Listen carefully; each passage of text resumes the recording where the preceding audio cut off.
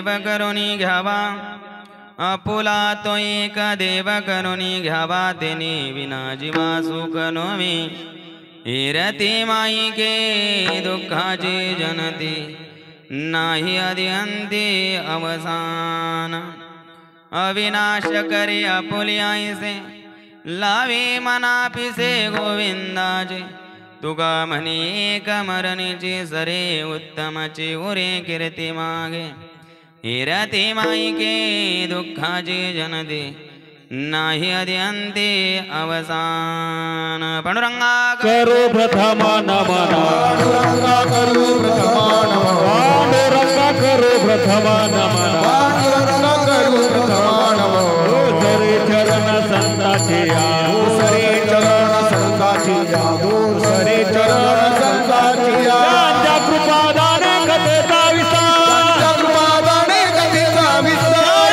कृपादाने कथेचा विस्तार कृपादाने कथेचा विस्तार बाबाजी सद्गुरुदास तुका बाबाजी सद्गुरुदास तुका बाबाजी सद्गुरुदास तुका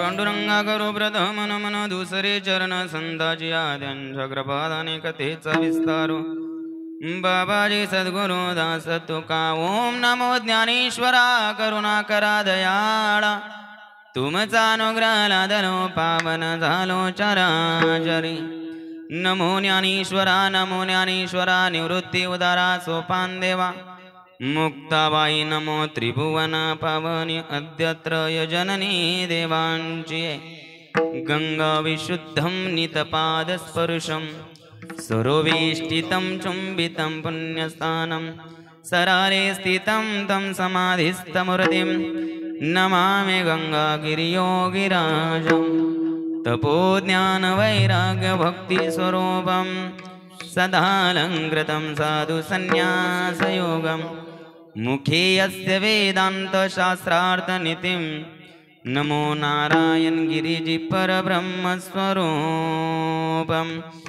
अवतार घेतला जगिता पीतिरे गुरुसेवा साधना गोदातटे करे मुमुक्षुजना उद्धरिदरोनि करे नित्यानमितो सद्गुरु श्रीरामगिरिजे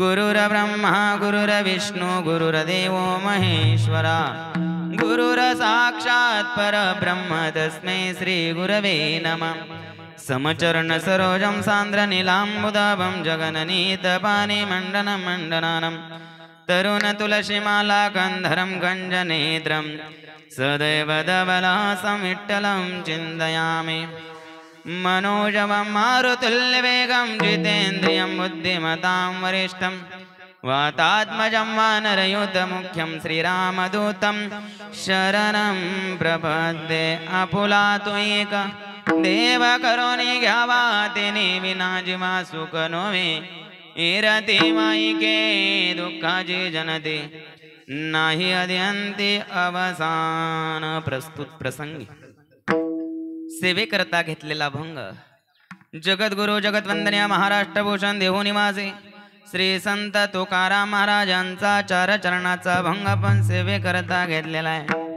या अभंगामध्ये जगद्गुरु श्री संत तुकाराम महाराज याच्यावत मानव जातीला उपदेश करून सुखाचा मार्ग प्रतिपादन करतात। विठाला विठाला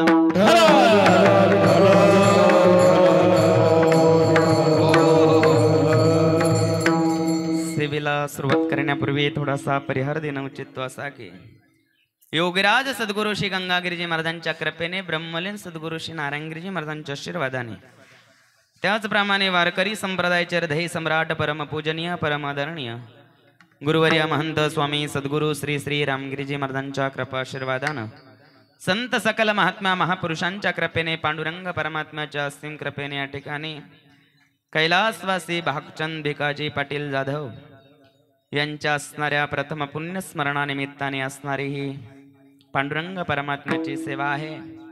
त्यांच्या पश्चात त्यांच्या असणाऱ्या सौभाग्यवती आहे चंद्रकला भागचंद पाटील जाधव, त्याचप्रमाणे बंधू आहे विठ्ठल भिकाजी पाटील जाधव, चिरंजीव आहे आमचे शंकर भागचंद पाटील जाधव, त्याचप्रमाणे शिवाजी भागचंद पाटील जाधव, गोविंद भागचंद पाटील जाधव, सुनील विठ्ठल पाटील जाधव पुतणे आहे, त्याचप्रमाणे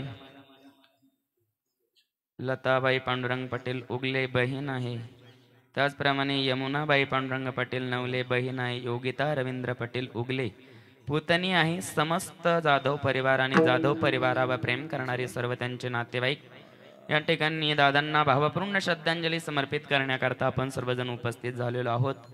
आणि म्हणून कैलासवासी भागचंद भिकाजी पाटील जाधव यांच्या जीवात्म्यास भगवान परमात्मा चिरकाल शांती देवो. योगराज सद्गुरु श्री गंगागिरीजी महाराज, ब्रह्मलीन सद्गुरु श्री नारायणगिरीजी महाराज त्यांचा पुढील मार्ग सुगम करो हीच प्रभू चरणी प्रार्थना. विढाला विढाला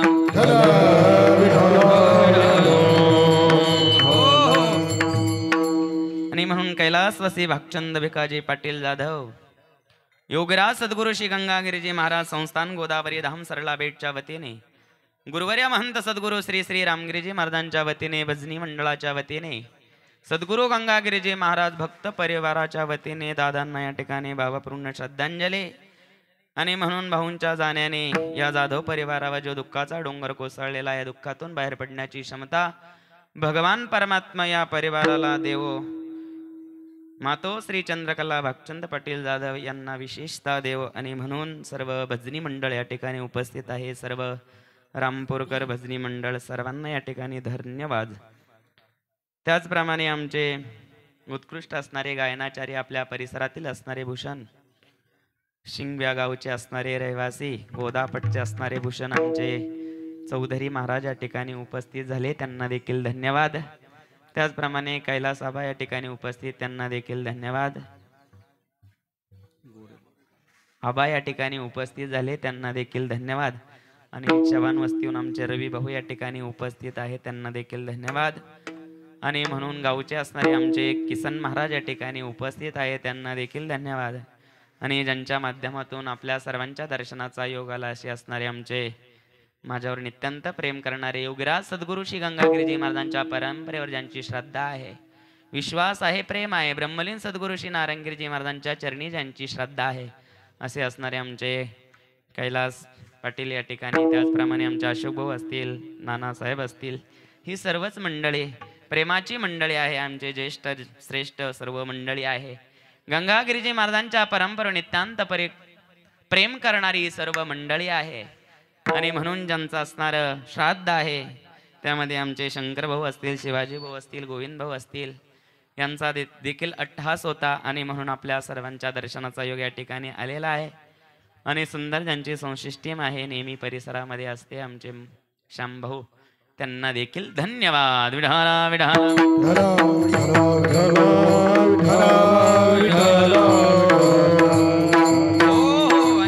कैलासवासी भागचंद भिकाजी पाटील जाधव यांचं प्रथम पुण्यस्मरण आहे, प्रथम श्राद्ध आहे. श्राद्धयुक्त अंतकरणाने आपल्या पितरांच्या मुक्तीकरता जो विधी केला जातो त्याला श्राद्ध असं म्हणतात. आणि हा विधी करत असताना श्राद्धयुक्त अंतकरणाने करायचा असतो, म्हणून त्याला श्राद्ध विधी म्हणतात. आणि म्हणून ज्या माता पित्यांनी आपल्याला संस्कार दिलेले आहे, ज्या माता पित्यांनी आपल्याला लहानचं मोठं केलेलं आहे, ज्या माता पित्यामुळे आपण या जग पाहत आहोत, ज्या माता पित्यामुळे आपण सुखाचा अनुभव घेतो आहोत, त्या माता पित्यांच्या असणाऱ्या उपकारातून उत्तीर्ण होण्याकरता या ठिकाणी आपल्या शास्त्रामध्ये, पुराणामध्ये हा विधी या ठिकाणी सांगितलेला आहे. आणि म्हणून हिंदू धर्मामध्ये, सनातन धर्मामध्ये, भागवत धर्मामध्ये या विधीला फार महत्त्व दिलं गेले आहे. कारण मनुष्याचा मृत्यू झाल्यानंतर आणि मनुष्याचा जन्म झाल्यानंतर, जन्मापासून तर मृत्यूच्या शेवटच्या क्षणापर्यंत अनेक शास्त्रामध्ये विधी या ठिकाणी सांगितलेले आहेत. त्यापैकी असणारा शेवटचा विधी श्राद्ध विधी, पितरांच्या मुक्ती करता आणि पितरांच्या ऋणातून मुक्त होण्याकरता, त्यांच्या उपकारातून उत्तीर्ण होण्याकरता, वास्तविक पाहता आई वडिलांच्या उपकारातून केव्हाही आपण उत्तीर्ण होऊ शकत नाही. परंतु आपल्या शास्त्रानुसार, आपल्या धर्मग्रंथानुसार हा असणाऱ्या आईवडिलांबद्दल, पितरांबद्दल असणारी कृतज्ञता व्यक्त करणारा विधी म्हणजे श्राद्ध विधी. विडाला विडाला हो.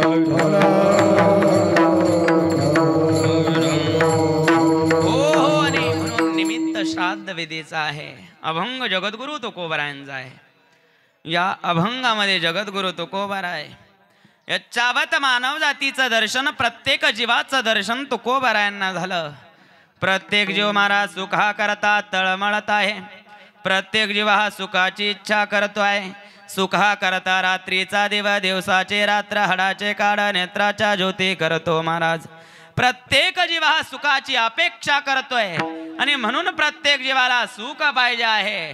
त्याकरता जगद्गुरु तुकोबरायांनी महाराज या समाजाचं अवलोकन केलंय, या समाजाचं दर्शन केलंय. या समाजाला जेव्हा तुकोबरायांनी पाहिलं महाराज, तेव्हा तुकोबरायांनी विचार केला की यांना सुख पाहिजे. मग जे सुख पाहिजे त्या सुखाकरता संसारामध्ये तडफडत असणारा हा जीव तुकोबरायांनी पाहिला आणि तुकोबरायांनी त्या जीवाला म्हणजे यच्चावत मानव जातीला सुखाचा मार्ग सांगितला प्रथम चरणामध्ये.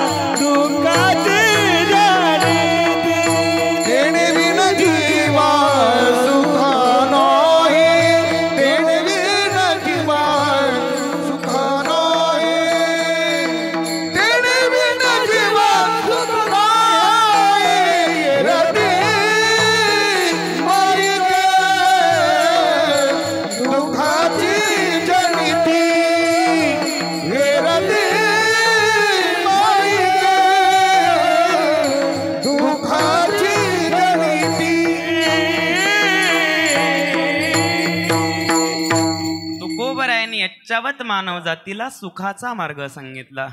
आपुला तो एक देव करून घ्यावा, तेने विना जीवा सुख नव्हे. तुकोबरायांनी सांगितलं की त्याच्याशिवाय जीवाला सुख मिळणार नाही जोपर्यंत देवाला आपलंस करणार नाही. मग देवाला आपलंस करण्याकरता देव जोपर्यंत आपुलासा होत नाही तोपर्यंत सुखाची प्राप्ती होत नाही महाराज. मग त्या देवाला आपलंस करावं लागेल, तेव्हा खऱ्या अर्थाने खऱ्या सुखाची प्राप्ती होईल.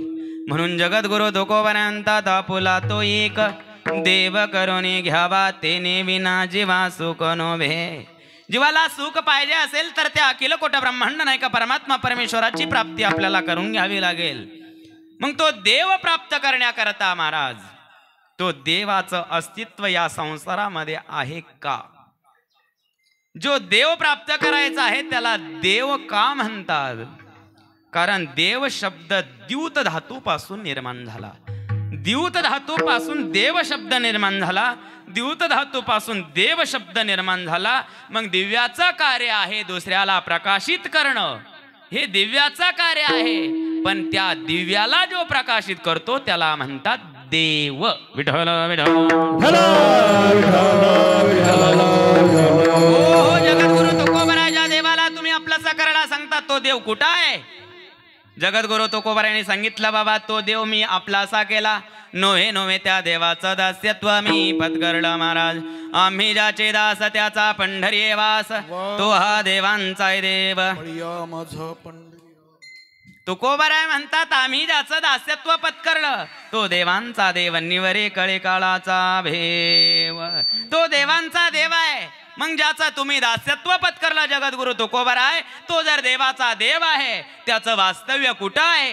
तेव्हा जगद्गुरु तुकोबारायांनी सांगितलं तो देव प्राप्त करायचं असेल तर तुम्हाला वारकरी व्हावा लागेल. होय होया वारकरी, होय होया वारकरी, होय होया वारकरी, होय होया वारकरी. पाहे पाहे रे पंढरी, पाहे पाहे रे पंढरी, काय करावे साधने, काय करावे साधने. पाही पाही रे पंढरी, पाही पाही रे पंढरी, काय करावी साधने,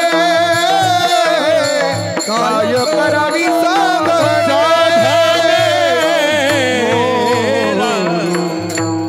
तुकोबारायांनी सांगितलं महाराज मी ज्या देवाला आपलंसं केलेलं आहे तो देवांचा देव आहे. मग तो देव कुठं आहे? त्याला जर तुम्हाला पाहायचं असेल तर जगद्गुरु तुकोबाराय म्हणतात तुम्हाला पंढरी पाहावा लागेल.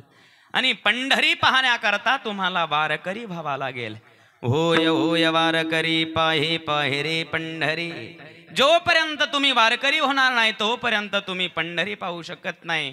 मग तुम्ही म्हणाल महाराज आम्ही पंढरपूरला गेलो, वारकरी न होता पंढरी पाहिली. तुम्ही वारकरी न होता जी पंढरी पाहिली महाराज ती पंढरी वेगळी आणि वारकरी झाल्यानंतर पाहिलेली पंढरी वेगळी.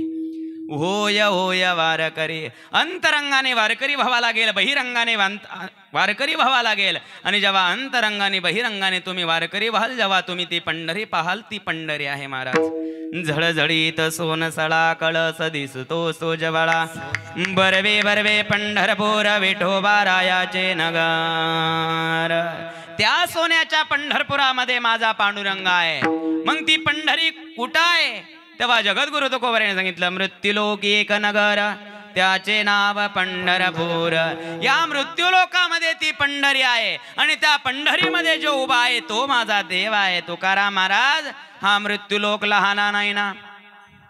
या मृत्यूलोकामध्ये सप्तसागर आहे, या मृत्यूलोकामध्ये सप्त पातळ आहे, या लोकामध्ये सप्त स्वर्ग आहे. मग या मृत्यूलोक लहान नाही. या मृत्यूलोकामध्ये 7 प्रकारचे दीप आहे.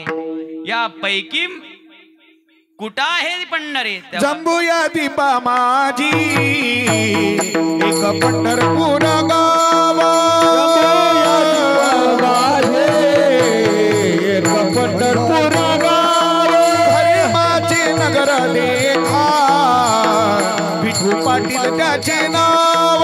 धर्माचे नगर देखा विठू पाटील त्याचे नाव. चला जाऊ तया ठाया, हो चला जाऊ तया ठाया. काही भोजन मागाया, काही भोजन मागाया.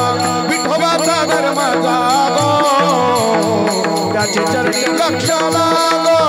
विठोबाचा धर्म जागो, त्याचे चरणी लक्ष लागो. विठोबाचा धर्म जागो, त्याचे चरणी लक्ष लागो. विठोबाचा धर्म जागो, त्याचे चरणी लक्ष लागो. तुकाराम महाराजांनी सांगितलं या मृत्यूलोकामध्ये 7 प्रकारचे द्वीप आहे. त्याच्या जंबू नावाचा जो दीप आहे त्या जंबू नावाच्या दीपामध्ये आहे पंढरी. जंबूया दीपा माझे क पंढरपूर गाव गा. धर्माचे नगर देखा विठो पाटील त्याचे नाव गा. चला जाऊ तया ठाया काही भोजन मागवया गा.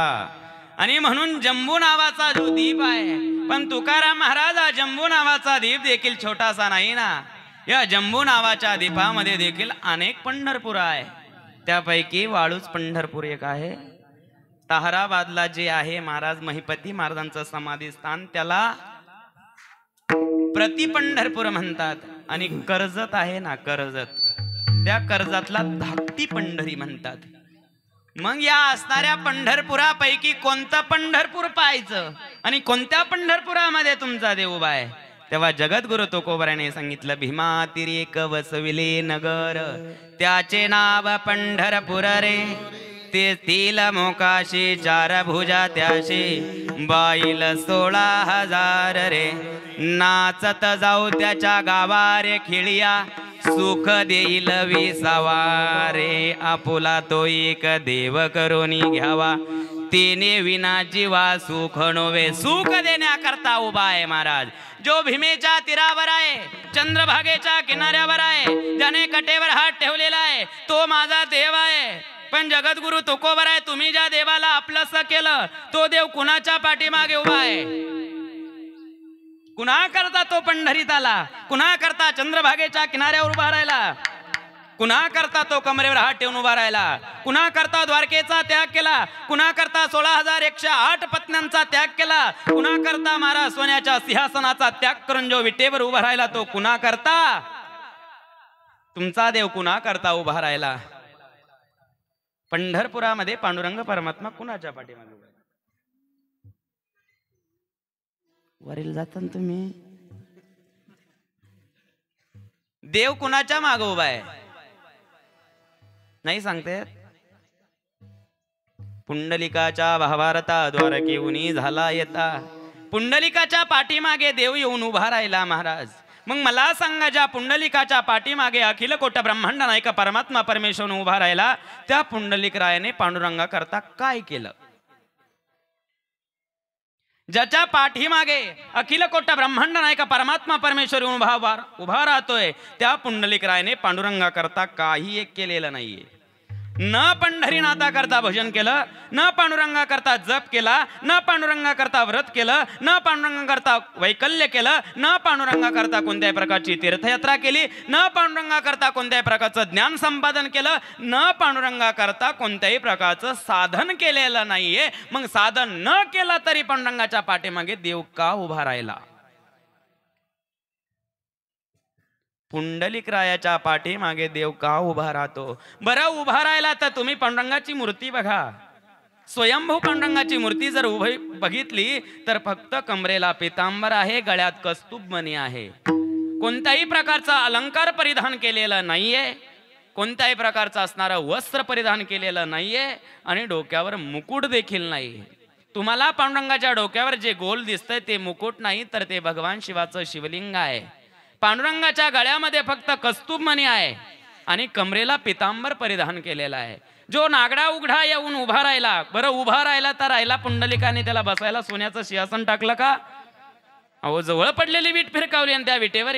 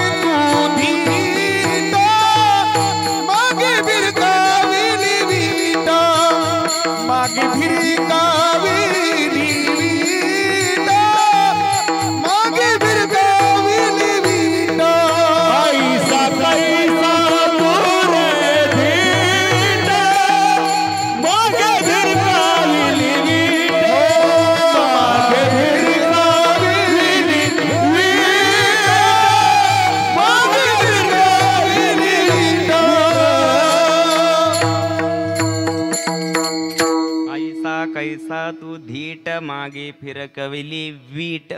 माग सुद्धा बघितला नाही. जगाचा मालक ज्याच्या पाठीमागे येऊन उभा राहिला त्याने बसायला टाकलं नाही, विटेवर उभा राहिला. ज्या विटेवर नीट उभा राहता येत नाही म्हणून कमरेवर हात ठेवले आणि देव विटेवर उभा केला महाराज. पुंडलिकाने केला आणि पुंडलिकाच्या करताच आला. बरं, पुंडलिक रायाने त्याचं भजन केलेलं नाही तरी येऊन उभा राहिला. पुंडलिक रायाने भजन न करता येऊन उभा राहिला तो माझा देव आहे. कारण पुंडलिक रायाने पुंडलिक रायाच्या कर्तव्याचं पालन केलं महाराज. या संसारामध्ये जन्माला आलात, मनुष्य देह मिळालात, भक्ती नाही झाली ती चालेल, कोणत्या देवाला पूजू नका, पण स्वतःच्या कर्तव्यापासून विन्मुख होऊ नका. तुम्ही जर तुमच्या कर्तव्याचं पालन करत असाल तर पांडुरंग परमात्मा तुमच्या पाठीमागे येऊन उभा राहील. पांडुरंगाची भक्ती करण्यापेक्षा पांडुरंग त्याच्याच पाठीमागे मागे उभा राहतो जो कर्तव्याचं पालन करतोय. म्हणून आपल्याला सुख नाहीये, आपल्याला समाधान नाहीये. आम्ही परमार्थ करतोय, भजन करतोय, व्रत वैकल्य करतो, यज्ञ करतो, तप करतो, वारी करतो, पण त्यापासून आपल्याला समाधान मिळत नाही. कारण वारी करण्यापेक्षा जो कर्तव्यनिष्ठता आहे त्याच्या पाठीमागे देव उभा आहे. म्हणून वारकरी संप्रदायाकडे पाहण्याचा जो शिकलेल्या लोकांचा जो असणारा दृष्टिकोन आहे ना महाराज, त्यांच्याकरता मी सांगेल की ते म्हणतात की या वारकऱ्यांना घरी कामाचं जीवर येतात म्हणून ते पंढरीला निघतात. यांना काही कामधाम नाही, टाळकुटीत बसतात. अरे बाबा, पण जो वारकरी संप्रदायाचा आराध्य आहे ना पांडुरंग परमात्मा, तो कशाचं दर्शन घडवतो?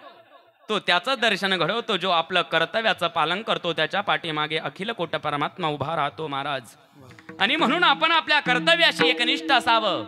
जे कर्तव्य आपलं आहे त्या कर्तव्याशी एकरूप होण्याचा प्रयत्न करावा. आपण जर डॉक्टरी क्षेत्रामध्ये काम करत असाल, आपण जर वकिली क्षेत्रामध्ये काम करत असाल, आपण जर शैक्षणिक क्षेत्रामध्ये काम करत असाल, आपण जर राजकारण क्षेत्रामध्ये काम करत असाल, तर ज्या क्षेत्रामध्ये आपण काम करतो ते क्षेत्र आपल्याला भगवंताने त्याच्यावर नेमवलेलं आहे. केवळ या क्षेत्रामध्ये आपण आलेलो आहोत, केवळ आपल्याला पैसा एकत्रित करायचा नाहीये महाराज.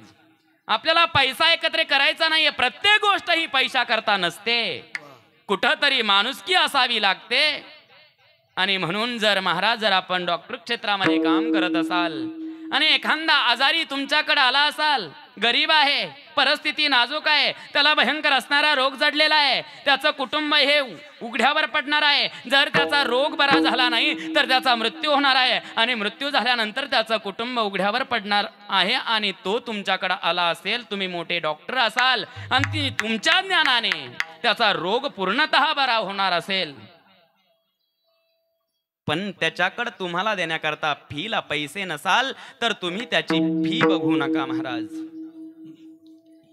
तुम्ही हे बघा, जर आपल्या ज्ञानाने याचा रोग बरा झाला, हा पूर्णतः निरोगी झाला, तर याच्या कुटुंबाच्या चेहऱ्यावर जी हसू आहे, जो आनंद आहे, तो आनंद जर आपल्या ज्ञानाने या कुटुंबाला परत मिळत असेल तर आपल्याला त्या ठिकाणी पैसा महत्वाचा नाही तर त्या कुटुंबाचा आनंद महत्वाचा आहे.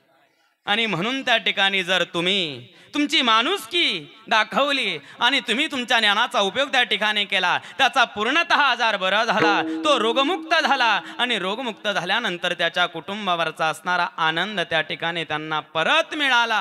आणि जेव्हा त्याचे मुलं समाजामध्ये येतील, चांगल्या मोठ्या पोस्टवर जातील, बंगले घेतील, गाड्या घेतील, तेव्हा ते छातीला हात लावून सांगतील, आज मी ज्या गाडीत बसलेलो आहोत ना, आज मी ज्या पोस्टवर आहोत ना, आज माझ्याकडे जे लाखो रुपये आहेत ना, जी माझ्याकडे संपत्ती आहे, जे माझ्याकडे पद आहे, जे माझी जी प्रतिष्ठा आहे, दोन माणसं मला जे विचारतात ना, ते कशामुळे तर त्या डॉक्टरांमुळे. त्या डॉक्टरांनी माझ्या असणाऱ्या वडिलांचा आजार पूर्णतः बरा केला आणि 1 रुपया आमच्या खिशामध्ये नसताना त्यांनी त्याचं रोगांचं निदान केलं. आमचे वडील वाचले आणि वडील वाचल्यानंतर ही सगळी संपत्ती त्यांनी आमच्यासाठी कमवली. आम्ही शिकवलो आणि आम्हाला त्यांनी शिकवलं.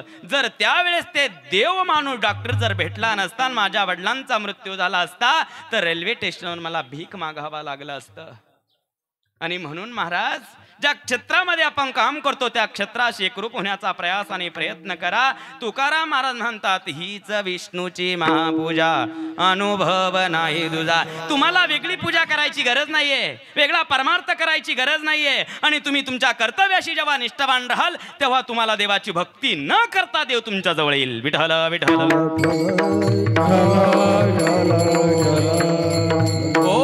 पुंडलिक रायाने कोणत्याही प्रकारचा देवाचं देवाचं भजन न करता पुंडलिकरायाच्या पाठीमागे पांडुरंग परमात्मा येऊन उभा राहिला महाराज. कारण पुंडलिकाने पुंडलिकाच्या कर्तव्याचं पालन केलं, पुंडलिकरायाने पुंडलिकरायाच्या धर्माचं पालन केलं आणि म्हणून आपण कर्तव्य शून्य झालो. त्यामुळे आपल्याला आनंद नाहीये, आपल्याला सुख नाहीये, आपल्याला समाधान नाहीये. आपल्याजवळ सगळं काही आहे पण सुख नाहीये महाराज. आपल्याला फिरायला गाडी, राहायला बंगला, नोकर चाकर हाताखाली, पाची पक्वानाचं ताट आपल्या समोर आहे, पण आपल्याला आनंद मिळत नाही. कारण आपण आपल्या कर्तव्याचे विन्मुख झालेलो आहोत.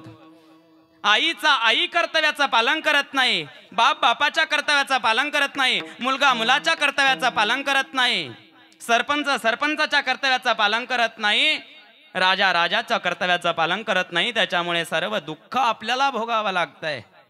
म्हणून कर्तव्य महत्वाचं आहे. मुलांना नुसतं शिकवणं महत्वाचं नाहीये, मुलांना सुसंस्कार बनवणं फार महत्वाचं आहे. पण मुलांना आपण सुशिक्षित बनवतो, सुसंस्कारित नाही. आणि म्हणून मी तुम्हाला एक जाता जाता उदाहरण सांगेल.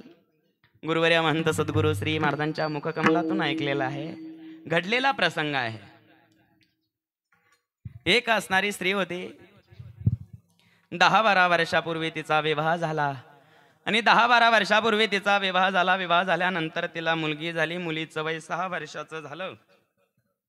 मुलीचं वय 6 वर्षाचं झालं. मुलगी 6 वर्षाची असताना त्या मुलीचे वडील एक्सपायर झाले. 10-12 वर्षापूर्वी लग्न झालेली एक असणारी मुलगी आहे. त्या मुलीला 6 वर्षाची मुलगी आहे. मुलगी 6 वर्षाची असताना तिचे पती एक्सपायर झाले. एक्सपायर झाल्यानंतर 10वा झाला, 13वा झाला आणि सासू सासऱ्यांनी त्या असणाऱ्या महिलेला घरातून काढून दिलं. घडलेली घटना आहे, ऐकलेली आहे, घडलेली आहे, घडलेला प्रसंग आहे, दृष्टांत नाहीये. सासू सासऱ्यांनी घराच्या बाहेर काढून दिलं. दियर भायाने घराच्या बाहेर काढून दिलं. आता कुठं जायचं? तारुण्य अवस्था आहे, विधवा अवस्था आहे, 6 वर्षाची मुलगी जवळ आहे. आता कुठं जायचं? कोण आपल्याला आधार? आणि म्हणून तिने विचार केला, ज्या अर्थी आपल्याला सासऱ्यांनी काढून दिलाय, आता सासरचा आधार आपल्याला नाहीये, आपल्याजवळ 6 वर्षाची मुलगी आहे, जायचं कुठं? म्हणून तिने मनोमन विचार केला की आपल्याला आता माहेराला गेल्याशिवाय पर्याय नाहीये. आणि तिने माहेराचा रस्ता धरला महाराज. माहेराचा रस्ता धरला, माहेराला आली. परंतु लहानपणी तिचेही आई वडील वारून गेलेले होते. घरी भाऊ आणि भाऊजाई होते. भाऊ भाऊजाईने त्या असणाऱ्या स्त्रीला घरामध्ये घेतलं नाही. 6 वर्षाची मुलगी, तिच्या पाटकुळी आहे, तिचं तारुण्य आहे, कलियुगचा प्रवाह आहे, न सासरचा आधार न माहेरचा आधार. आता जायचं कुठं? हे तारुण्य सांभाळायचं, चारित्र्य सांभाळायचं आणि आपल्या मुलीला स्वतःच्या पायावर उभं करायचं, हे ध्येय तिच्या समोर आहे. आता जावा कुठं? जावा कुठं? काय करावा? विचार करावा. आणि ती रेल्वे स्टेशनवर आली, एका गाडीमध्ये ती बसली. गाडीमध्ये बसल्यानंतर श्रामपूरचं स्टेशन आलं. श्रामपूरच्या स्टेशनवर ती असणारी महिला उतरली. आता काय करावं? या मुलीचं असणारं भवितव्य, आपलं चारित्र्य सांभाळायचं, कलियुगाचा प्रवाह आहे. या कलियुगामध्ये माणसाच्या असणाऱ्या अंतःकरणामध्ये काम, क्रोध आणि लोभाने घर केलेलं आहे. आपलं चारित्र्य सांभाळून आपल्या मुलीला स्वावलंबी बनवायचं आहे, हे ध्येय त्या स्त्रीचं आहे. महाराज श्रामपूरच्या स्टेशनवर उतरली, झोपडपट्टीचा रस्ता धरला, झोपडपट्टीमध्ये आली. बस स्टँडवर काही रेल्वे स्टेशनवर भिक्षा मागावी आणि स्वतःचा उदरनिर्वाह करावा. त्या पैशातून, उरलेल्या पैशातून तिने एक घर विकत घेतलं. त्या घरामध्ये ती राहू लागली. मुलीचं वय होत चाललं, मुलीला शिक्षणाकरता पैसा लागू लागला. आता भीक मागून जमणार नाही, लाईट खर्च आहे, लाईट बिल आहे, नळपट्टी आहे, किराणा आहे, राशन आहे, मुलीचा खर्च आहे, स्वतःच्या उदरनिर्वाहाचा खर्च आहे. आणि म्हणून ती असणारी स्त्री एका जणाच्या घरी भांडे धुनीचं काम करू लागली. मुलीचं वय होत गेलं, मुलगी चांगल्या शिक्षणात शिकू लागली. मोठ्या शाळेमध्ये शिकत असताना मुलीच्या शिक्षणाचा खर्च वाढत गेला. दिवसेंदिवस मुलीच्या शिक्षणाचा खर्च वाढत गेला. मुलगी पुण्याच्या असणाऱ्या मुलगी पुण्याला हॉस्टेलमध्ये टाकली गेली. पुण्याला शिक्षणाला गेलेली मुलगी, त्याच्यात हॉस्टेलचा खर्च, मुलीचा वैयक्तिक खर्च, तिच्या शिक्षणाचा खर्च. आता एका घरचा धुनी भांडी करून जमणार नाही, म्हणून तिने सकाळी एकाचं करावा, दुपारी एकाचं करावा आणि संध्याकाळी एकाचं करावा. 3-3 जणांचं धुनी भांडी करावी आणि आलेला पैसा मुलीच्या शिक्षणाकरता पुण्याला पाठवावा. दिवसा मागून दिवस लोटत जात होते महाराज. मुलगी चांगली शिकली, चांगल्या पोस्टवर गेली. तिकडच असणाऱ्या पुण्याला एका मुलाबरोबर तिची मैत्री झाली. त्या मुलाबरोबर तिचा विवाह झाला. तिचा संसार पुण्याला त्या ठिकाणी थाटला गेला. मुलगी चांगल्या पोस्ट पर्यंत पोहोचली होती. जवळ 1.5 लाख रुपये पेमेंट त्या मुलीला होतंय महाराज. जावायलाही पेमेंट. आता आई इकडं एकटी राहू लागली. आईचाही वय होत गेला. ती मुलीचा संसार तिकडं चालू झाला. आईने मुलीला फोन केला, बेटा आता मला डोळ्याने नीट दिसत नाही, कानाने ऐकू येत नाही, सर्व शरीराचं काप होत आहे, राशन आणण्याकरता मला दुकानात जावत नाही, मंडीमध्ये भाजीपाल्याला जावत नाही, माझा कपडे मला धुता येत नाही. तेव्हा मुलीने फोनवरून सांगितलं, आई मी तुला भेटायला येते. मुलगी पुण्यावरून श्रामपूरला आले. आईला उचललं महाराज आणि श्रामपूरमध्ये एक माऊली वृद्धाश्रम आहे, त्या वृद्धाश्रमामध्ये आईला नेऊन ठेवलं. वृद्धाश्रमामध्ये आईला ठेवलं. वृद्धाश्रमाची असणारी फी त्या मुलीने भरून दिली आणि मुलगी पुण्याला निघून गेली. दिवसामागून दिवस निघून गेले. आईचं वय होत गेलं. आता आई मात्र शेवटचा घटका मोजू लागली. एक वेळेस आईने मॅनेजर साहेबाला सांगितलं, साहेब माझ्या मुलीला फोन करा. आई आजारी पडली. मुलीने फोन कट केला. दुसरा फोन उचलला. सांगितलं तुमची आई फार सिरियस आहे, आजारी आहे, आईला एकदा तुम्ही भेटून जा ताई साहेब. ताईने सांगितलं, मॅनेजर साहेब आईला चांगल्या हॉस्पिटलमध्ये दाखल करा, जी फी असेल ती मी तुम्हाला ऑनलाईन पाठवून देते. मॅनेजरने आईला उचललं, चांगल्या हॉस्पिटलमध्ये दाखल केलं. आई हॉस्पिटलमध्ये गेली, ॲडमिट झाली. 4 दिवसाने पुन्हा आईने सांगितलं, साहेब माझ्या मुलीला मला एकदा डोळे भरून पाहायचं आहे, माझा शेवटचा क्षण जवळ आलेला आहे, आता मी किती दिवस राहणार आहे मला माहिती नाहीये, पण माझ्या मुलीला मला डोळे भरून पाहायचं आहे, तिला एकदा बोलवा. मॅनेजर साहेबांनी नाही हवं करता करता फोन केल्यानंतर मुलीने फोन उचलला. मुलीने सांगितलं, साहेब आता मी मीटिंग मध्ये आहे, 5 वाजता मला कॉल करा. आईचं लक्ष घड्याळाकडे होतं. घड्याळात 1 वाजला, घड्याळात 2 वाजले, घड्याळात 3 वाजले, घड्याळात 4 वाजले, घड्याळात 5 वाजले. 5चा टोल पडला गेला. आईने सांगितलं, साहेब 5चा टोल पडला. घड्याळात 5 वाजले, 5चा बेल पडलेला आहे, माझ्या बेटेला माझ्या ताईला फोन करा. आईचं लक्ष महाराज सारखं घड्याळाकडे होतं. घड्याळाच्या काट्याकडे आई पाहत होती. घड्याळात 5 कसे वाजतील याचा विचार आई करत होती. केव्हा घड्याळ, आज घड्याळीला काय झालं, घड्याळीचा काटा पुढे सरकत नाहीये. 5 वाजून गेले, टोल पडला गेला आणि मॅनेजर साहेबांनी ताईला फोन केला. सांगितलं, तुमची आई फार आजारी आहे, एकदा येऊन तुम्ही भेटून जावं. ताईने ठीक आहे म्हणून फोन कट केला. महाराज 2 दिवस झाले, 4 दिवस झाले हॉस्पिटलमध्ये. 5वा दिवस उजाडला, मुलगी भेटायला आली नाही. 5व्या दिवशी आईने अन्नाचा पाण्याचा त्याग केला. 4 दिवस निघून गेले. 8व्या दिवशी आईने मुलीची वाट पाहता पाहता आपला प्राण सोडून दिला. पंचमहाभूताच्या असणाऱ्या शरीराचा त्याग आईच्या जीवात्म्याने केला. आईचा मृत्यू झाला. महाराज मुलगी भेटायला आले नाही. पुन्हा मॅनेजरने 8 दिवसाने फोन केला. सांगितलं, ताई साहेब तुम्हाला आता यावं लागेल, कारण आईशिवाय तुम्हाला कोणी नाही, तुमच्याशिवाय आईला कोणी नाहीये.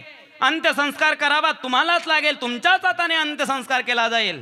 त्यावेळेस त्या मुलीने सांगितलं, मॅनेजर साहेब आईचा अंत्यसंस्कार तुम्ही करून घ्या आणि आईच्या हस्ती मला कुरिअरना पाठवून द्या. मला सांगा महाराज, या करता भीक मागून त्या आईने लहानचं मोठं केलं, स्वतःचं चारित्र्य सांभाळलं, न माहेरचा आधार न सासरचा आधार. तारुण्यावस्थेमध्ये मुलीला घरातून बाहेर घेऊन पडलेली आई, तिने त्या मुलीचं शिक्षण केलं आणि मुलीचं शिक्षण केल्यानंतर मुलीला चांगल्या प्रकारचे दिवस त्या ठिकाणी आले. मग मला सांगा, आईने आईच्या कर्तव्याचं पालन करताना आपल्याला दिसतं, मग मुलीने मुलीच्या कर्तव्याचं पालन केलं नाही का? महाराज नाही, आईने आईच्या कर्तव्याचं पालन केलं नाही. आई पैसे एकत्रित करण्याकरता तिचं असणारं आयुष्य, तिचा असणारा वेळ गेला. मुलीला पैसे ती पाठवत होती, पण जे पैसे मुलीला पाठवत होती मुलगी फक्त सुशिक्षित बनत होती, सुसंस्कारित नाही. आईने जर विचार केला असता, आपली मुलगी सुशिक्षित झाली पाहिजे आणि आपली मुलगी सुसंस्कारितही झाली पाहिजे, तिला चांगल्या प्रकारचा संस्कार दिला गेला पाहिजे. आणि म्हणून या ठिकाणी जर आपल्याला सुद्धा त्या आईसारखी वेळ येऊन द्यायची नसेल तर आपल्या मुलीला आणि आपल्या मुलांना नुसतं सुशिक्षित बनवण्याच्या पाठीमागे लागू नका महाराज. त्यांना सुसंस्कारित बना. पठ्ठ्या छातीला हात लावून मारुती मंदिरापुढे सांगतो, माझा मुलगा अमेरिकेमध्ये आहे, पण अमेरिकेमधून तुला किती वेळेस फोन येतो ते मला सांग, किती वेळेस तुझ्या तब्येतीची विचारपूस करतो ते मला सांग. जर मुलगा अमेरिकेला पाठवणं हे तुमचं कर्तव्य आहे, पण अमेरिकेला गेल्यानंतर त्या मुलाला चांगल्या प्रकारचा संस्कार झाला की नाही ही पाहणं तुमचं काम आहे ना महाराज. जर कदाचित त्या आईने त्या मुलीला रामायण सांगितलं असतं, जर त्या आईने महाराज त्या मुलीला ज्ञानोबराय तुकोबरांचा विचार सांगितला असता, जर त्या आईने त्या मुलीला हिंदू धर्म, सनातन धर्म, भागवत धर्माच्या ग्रंथाचं ज्ञान आणि संस्कार दिला गेला असता, तर कदाचित त्या आईला असं म्हटली नसती की आईच्या हस्त्या कुरिअरना पाठवून द्या. कारण रामायण आपल्या मुलांना तुम्ही जर सांगाल तर महाराज जो राम स्वतःच्या सावत्र आईच्या वचनस्फूर्ती करता 14 वर्षाकरता वनवासाला जातोय महाराज, जो सावत्र आईचं वचन पूर्ण करण्याकरता वनाला जातोय, त्या रामाची कथा जर आपल्या मुलांना सांगितली तर मुलं आपल्या आईवडिलांचा सांभाळ करणार नाही का? संस्कार आणि संस्कृती फार महत्वाचे आहे महाराज. संस्कार जर संपला तर संस्कृती नष्ट होईल, आणि संस्कृती नष्ट झाली तर हा धर्म आणि देश नष्ट होण्याकरता वेळ लागणार नाही महाराज. म्हणून आपण वेळेवर जागा झालं गेलो पाहिजे, आपल्याला वेळेचा भान असलं गेला पाहिजे, आपल्याला मुलांना आणि आपल्या मुलीला चांगल्या प्रकारचा संस्कार दिला गेला पाहिजे. आपला संस्कार नष्ट झाला, ती संस्कृती नष्ट होईल आणि हा धर्म नष्ट होईल, आणि त्या धर्म नष्टतेचं पाप आपल्या सर्वांच्या माथी लागेल महाराज. म्हणून संस्कार, संस्कृती, देश आणि धर्म, देव, देश आणि धर्म याकरता आपण या मृत्यू लोकामध्ये आलं गेलं पाहिजे, एक तरी वेळेस विचार केला गेला पाहिजे. आणि म्हणून हा वारकरी संप्रदाय काय शिकवतो? हा वारकरी संप्रदाय कर्तव्यनिष्ठता शिकवतो महाराज. आणि म्हणून पुंडलिक रायाने देवाचं भजन न करता तो विश्वाचा मालक पुंडलिकाच्या पाठीमागे उभा राहिला, फक्त कर्तव्याचं पालन केलं. आणि म्हणून त्या देवाला आपलंसं करा. जगद्गुरु तुकोबरे म्हणतात, आपुला तो एक देव करून घ्यावा, तेने विना जीवा सुख नोवे. मग त्या देवाला प्राप्त केलं. तुकाराम महाराज, ज्या देवाला तुम्ही पाहिलं त्या देवाला इतरांनी पाहिलं का? तेव्हा जगद्गुरु तुकोबाराने सांगितलं, माऊलींनी पाहिलं. योग या दुर्लभ तो म्या देखिला साजनी, पाहता पाहता मनन पुरे धनी. देखिला देखिला माय देवांचा देव, फेटला संध्या निमाले दुजे पण. अनंत रूपे अनंत वेशे, देखिले म्याद्याशी. बापर कुमादेवर खून बाणली कैशी. माऊली ज्ञानोबराय म्हणतात, त्या देवाला तुकोबराने आपलं केलं, त्या देवाला मी पाहिलं. नामदेव महाराज म्हणतात, मी सुद्धा पाहिलं महाराज. अवताराच्या राशी तो हावभा विटेवरी, शंख चक्र गदा पद्म सहितारी. देखिला देखिला देव अधिदेव वरवा, समाधान जीवा पाता वाटे गे माय. नामदेव महाराज म्हणतात, मी सुद्धा पाहिलं. कुठं पाहिलं? पंढरपुरामध्ये पाहिलं, विटेवर पाहिलं. पण नामदेव महाराज म्हणतात, मी अजून एका ठिकाणी पाहिलं त्या देवाला. कुठं पाहिलं? नामदेव नामदेव महाराज म्हणतात, मी अजून एका ठिकाणी पाहिलं. कुठं पाहिलं महाराज? तळवे तळहात टेकीत, तळवी तळहात तळहात टेकीत, तळवे तळहात टेकीत. डाव्या गुडघ्याने गुडघ्याने रांगत, डाव्या गुडघ्याने रांगत. तळवे तळहात टेकीत, तळहात टेकीत.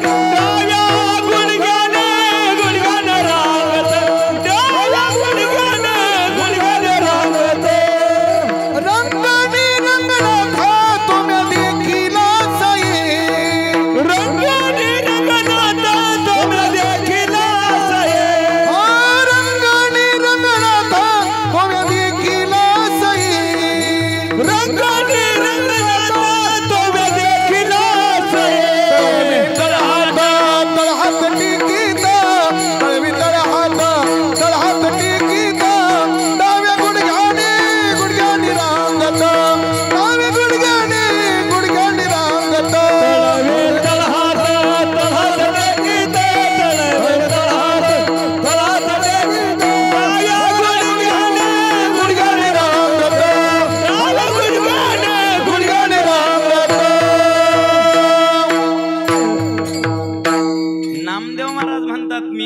पाहिला महाराज तळवे तळहात टेकीत डाव्या गुडघ्याने रांगत रंगनी रंगनात तो म्या देखील लागे सई मी पाहिला नंदालयामध्ये पाहिलं नामदेव महाराज म्हणतात त्याचप्रमाणे नाथ महाराज देखील म्हणतात मी पाहिलं पाहिला पाहिला नंदाचा नंदना पाहिला पाहिला नंदाचा नंदना पाहिला पाहिला नंदाचा नंदना पाहिला पाहिला नंदाचा नंदना त्याने वेदेल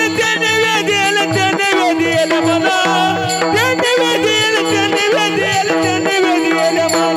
पाहिला पाहिला नंदाचा नंदना पाहिला पाहिला नंदाचा नंदना पाहिला पाहिला नंदाचा नंदना पाहिला पाहिला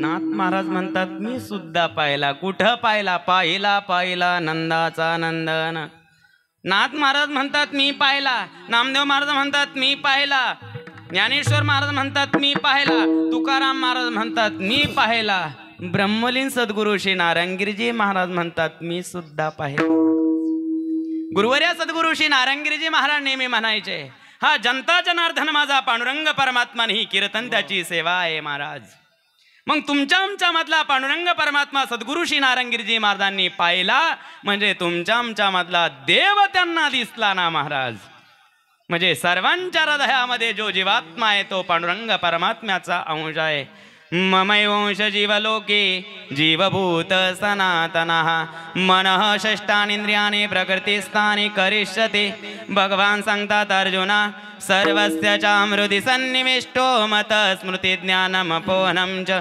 वेदैश्च सर्वैरहमि वेद्यो वेदांत कृत्वेद विदेव चाहम सर्वांच्या हृदयामध्ये मी प्रविष्ट सर्वभूती पाहे एक वासुदेवा सर्वभूती पाहे एक वासुदेवा सर्वभूती पाहे एक वासुदेवा सर्वभूती पाहे एक वासुदेवा सोनिया धामा आहळदीचा सोनिया धामा आहळदीचा तोची संत साधू ओळखावानी का तोची संत साधू ओळखावानी का सोनिया धामा आहळदीचा सोनिया धामा आहळदीचा तोची संत साधू ओळखावानी का तोची साधू ओळखावानी का सर्व भूतामधला वासुदेव पाहिला महाराज आणि ज्यांनी पाहिला तो साधू आहे महाराज आणि म्हणून विष्णुमय जग वैष्णवांचा धर्म भेदाभेद भ्रम अमंगळ कोणिया जीवाचा न घडो मत्सर वर्म सर्वे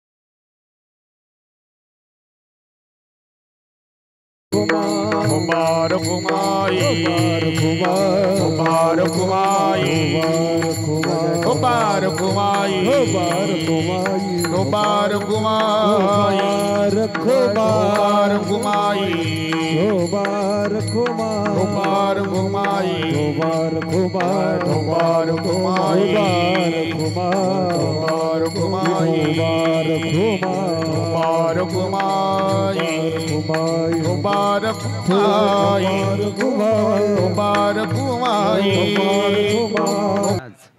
तो देव आहे पंढरपुरामध्ये उभा आहे महाराज. त्या देवाला आपलंसं करा म्हणजे सुख मिळेल. आपुला तो एक देव करून घ्यावा तेनी विना जीवा सुख नव्हे. त्याच्याशिवाय सुख मिळणार नाही. देव प्राप्त झाल्याशिवाय सुख मिळणार नाही. कारण तो देव म्हणजे सुखरूप आहे महाराज. सुखरूप आहे साधुजा कोणी सांगा माझ्या पांडुरंगा सारे का तो. सर्व सुखाचे आगर वापर कुमादेवर सर्व सुखाचे आगर मने नरहरी सोनार. सर्व सुखाचे आगर जनी मने सारंगधर. तुका म्हणे माझे हेची सर्व सुख पाहिन श्रीमुख आवडीने. तो सुखरूप आहे आणि म्हणून जो सुखरूप आहे त्या सुखाला प्राप्त करावा. प्रत्येक जीव हा सुखाची इच्छा का करतो हो. प्रत्येक जीवाला सुख पाहिजे. दुःख कोणालाच नाही पाहिजे. प्रत्येक जीव सुखाची इच्छा करतो. कारण सुख हे आपलं स्वरूप आहे आणि दुःख हे आपलं स्वरूप नाहीये. दुःख हे आगंतुक आलेलं आहे. मग आगंतुक आलेलं दुःख हे जावासं वाटतं आणि जे स्वस्वरूप असणारं सुख राहावंसं वाटतं. देव एका नाण्याच्या दोन बाजू. एक आहे देव आणि दुसरा आहे सुख. मग आपल्याला प्रत्येकाला सुख पाहिजे म्हणजे प्रत्येकाला देव पाहिजे. मग नास्तिक असला तरी तो सुखाची इच्छा करतो. सुखाची इच्छा करतो म्हणजे देवाची इच्छा करतो. जसं बघा तुम्ही वेदांत शास्त्रामध्ये एक दृष्टांत दिलेला आहे बरं का. आपल्या घरामधला असणारा एक मुलगा आहे. तो दारू पितो. आई वडिलांना संध्याकाळी सकाळी शिव्या घालतो आणि त्याच घरामध्ये एक असणारा पाहुणा आलेला आहे. वारकरी आहे. सकाळी उठतो काकडा करतो. संध्याकाळी हरिपाठ करतो.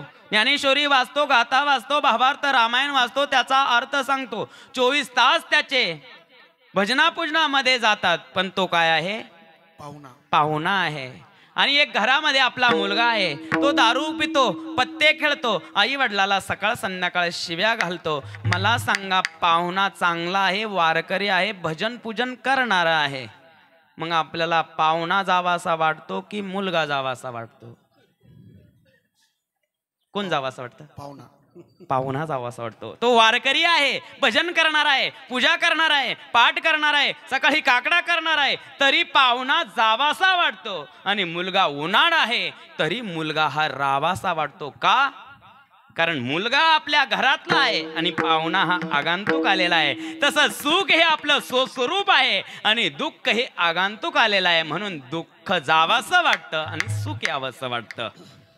वेदांत शास्त्रामध्ये एक दृष्टांत दिलाय वृत्ती प्रभाकर नावाच्या ग्रंथामध्ये. एक साळू नावाचा प्राणी पाहिलाय तुम्ही. साळू नावाचा प्राणी पाहिलाय का. त्याच्या अंगावर इतीत काटे असतात. ज्याच्या अंगावर इतीत काटे असतात तो साळू नावाचा प्राणी जर जंगलामध्ये फिरत असताना त्याच्या पायाला जर चिबू काटा जर टोचला ना महाराज तर तो चिबू काटा जर त्याच्या पायात आहे तोपर्यंत त्याला चालता येत नाही. मग मला सांगा चिबू काटा आहे छोटासा काटा आहे पण तो पायात रुतलेला आहे त्याच्यापासून त्याला वेदना होतात. आणि अंगावर इतीत काटे त्याच्यापासून काही नाही वाटत का. कारण इतीत काटे हे स्वस्वरूपाचे आहे आणि चिबू काटा हा बाहेरून आलेला आहे बाहेरचा आहे म्हणून तो जावासा वाटतो.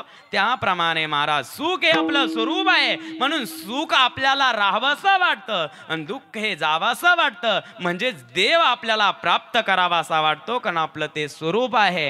आणि म्हणून आपुला तो एक देव करून घ्यावा तेने विना जीवा सुख नव्हे. त्याच्याशिवाय सुख मिळणार नाही. मग तुकाराम महाराज देव प्राप्त झाल्यानंतर सुख मिळेल आणि अजून काय मिळेल. देवच मिळेल का अजून काय मिळेल. संसारिक लोकांची कृती असते बघा. ही वस्तू मिळाली तर अजून काय मिळेल. जसं बघा सपट चहा पावडरचा पुडा आहे त्याच्यावर काहीतरी फ्री देतात ते रेनवॉट पेन किंवा चहाची गाळणी आता वेगवेगळ्या देतात. परंतु दुकानदाराला पुढच्या पाळीत जर दिला तो पुडा आणि त्याने काही दिलं नाही तर तो विचारतो का हो दुकानदार मागच्या पाळीस हे दिलं तर आता काही नाही. मग तो एक पेन देतो त्याच्यात अजून नाही का काही. म्हणजे अजून काय पाहिजे. तर तसं देव मिळाल्यानंतर सुख मिळेल पण अजून काय शेवटच्या चरणामध्ये तुका म्हणे तुका म्हणे तुका म्हणे कामरची सारी तुका म्हणे कामरची सारे तुका म्हणे तुका म्हणे उत्तम जीवने कीर्ती मागे उत्तम जीवने कीर्ती मागे कीर्ती माई